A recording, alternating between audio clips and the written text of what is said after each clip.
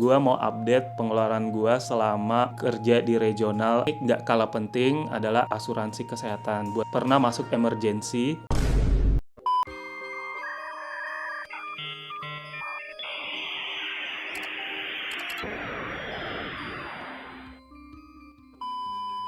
Halo guys, welcome back to my YouTube channel dengan gua Arfa di channel Apayo. Nah, di video kali ini gua mau bahas sedikit tentang pengeluaran gua selama di Australia. Jadi pengeluaran gua per minggu dan per bulannya berapa aja selama kerja di regional. Buat kalian yang baru di video kali ini, gue udah bikin playlist tentang WHV. Dari awal gue pertama daftar WHV sampai gue granted, sampai sekarang udah jalan tahun kedua Work and Holiday Visa. Kalau kalian awam banget tentang WHV, kalian nonton aja video pertama sampai maraton aja videonya, itu udah lengkap banget. Mungkin pertanyaan-pertanyaan kalian udah terjawab di video-video tersebut. Nah, sekarang gue mau update pengeluaran gue selama kerja di regional, berapa aja yang gue keluarin gitu. Nanti next video gue bakal bahas tentang gaji dan berapa yang gue bisa saving selama seminggu.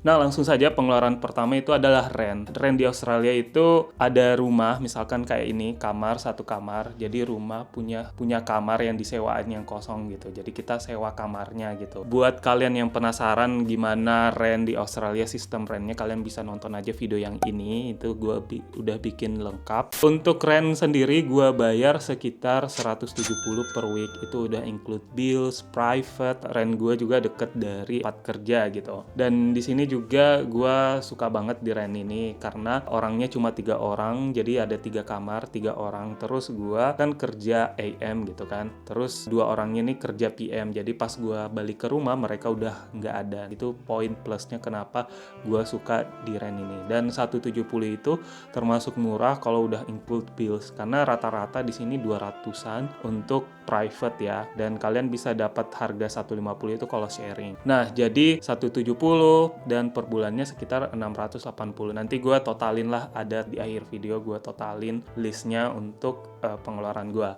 Selanjutnya adalah transport. Nah, transport ini berarti kan gue pakai mobil kan. Transport ini gue keluarin sekitar $50 per bulan. Nah, kita bagi aja $13 per week. Kenapa murah? Karena memang sedekat itu tempat kerja gue. Jadi gue cuma nyetir 2 menit. Dan itu pun kalau misalkan yang ngabisin bensin itu, kalau misalnya gue ke belanja atau jalan-jalan, itu yang makan bensin. Jadi gue ambil rata-rata aja $50 per bulan.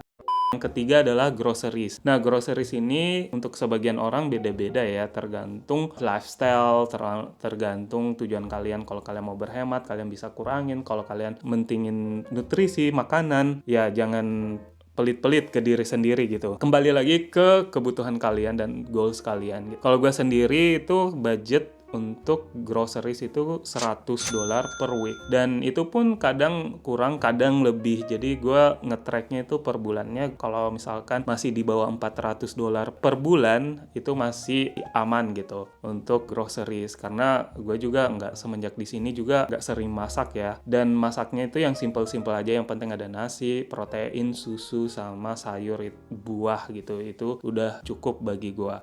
Selanjutnya adalah SIM card atau provider untuk internet di luar komunikasi. Gua pakai Optus, per bulannya gua bayar $32.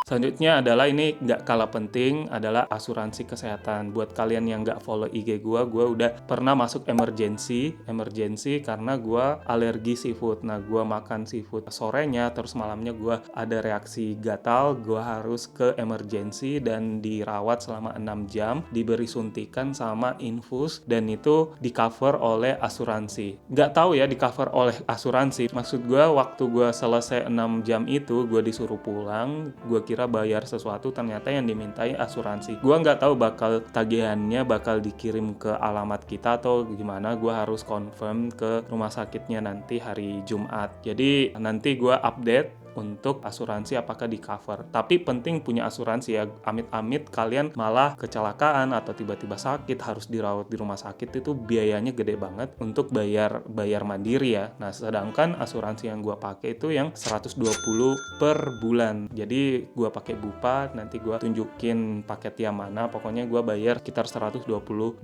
per bulan. Nah, selanjutnya gue selalu juga, karena gue sandwich generation, jadi gue ngirim ke adik gue sama beberapa keponakan gue yang lagi sekolah di pesantren. Jadi gue ngeluarin tiap bulannya sekitar $170. Jadi gue kirim ke Indonesia buat jajannya adik gue. Gue punya satu adik cewek, jadi dia suka jajan. Terus keponakan gue yang di pesantren, ada yang di sekolah juga, jadi gue kirim lah. Itu sebagai bentuk menyisihkan sebagian rezeki gue untuk orang, supaya gue lebih berkah lagi kerjanya. Tapi ini tergantung ke pribadi masing-masing kalian. Kalau misalkan kalian nggak mau, ya nggak apa-apa. Selanjutnya adalah entertainment. Entertainment ini termasuk langganan Spotify, langganan streaming Netflix, mungkin platform streaming kalian suka, nggak apa-apa, itu bentuk menyenangi diri sendiri. Nah, gue keluarin itu budget $40.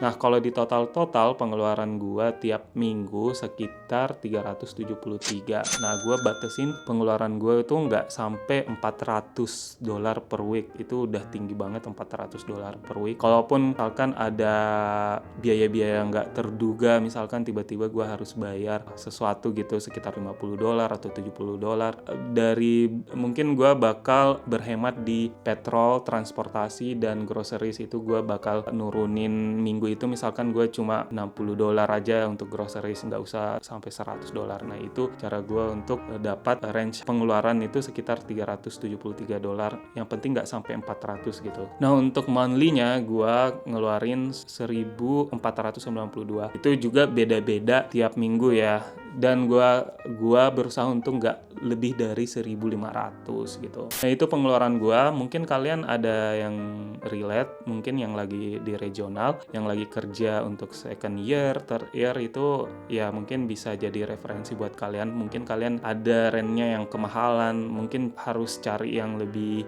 murah lagi, karena gue aja yang udah bagus ini bisa dapat 170 gitu. Ini juga kategorinya nggak desa-desa amat, nggak pelosok-pelosok amat. Mungkin kalau misalkan memang terlalu mahal, jadi kalian bisa sharing dan sebagainya. Oke guys, nanti next video gue bakal bahas gimana cara nabung 10 juta per week selama WHV ini. Nah, itu next video. Jadi jangan lupa dukung terus channel ini dengan cara like, subscribe, dan komen, dan share video ini ke teman-teman kalian semua, agar gue tambah semangat bikin video-video yang bermanfaat bagi kalian semua. Thank you for watching. I'll see you next vlog. Bye!